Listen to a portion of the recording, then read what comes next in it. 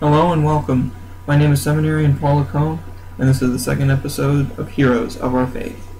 This week we celebrated the feast of French hero Saint Vincent de Paul.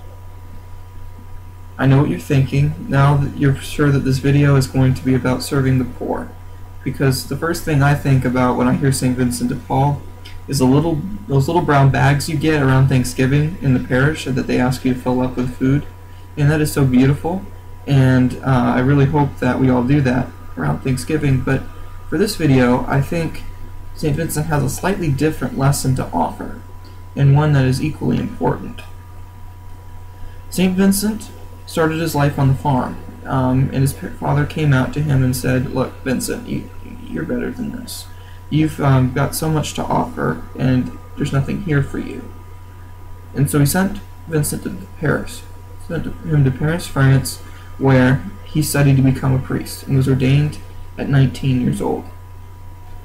Admittedly, St. Vincent's first reaction to the priesthood maybe have been a little bit selfish by standards of some other vocation stories. But the Lord could work with even that, and eventually Vincent fell in love with his priesthood and became joyful in giving of himself to the people he served. The lesson from St. Vincent I think is so important, is that we should be in love with our vocation. We should be in love. If we're married, we shouldn't only just be in love with the person we're married to, but we should also love being married to that person.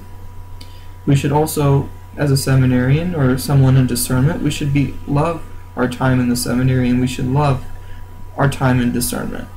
And the same, I'm sure, would go for priests as well. Of course, that doesn't mean that we should be always happy or always ecstatic about our state, because there's always those times that are difficult and those times that are less than desirable. But we should be in love with the whole instance, just like Christ was in love with us and in love with being our Savior. And by being in love with your vocation, it better enables you to give of yourself to the people that you're serving. It also, as St. Paul says, it's one of the three cardinal virtues: faith, hope, and love. The greatest of these is love. By being in love with our vocation and being in love with what you're doing or what we're doing, we're better able to share God, who is love.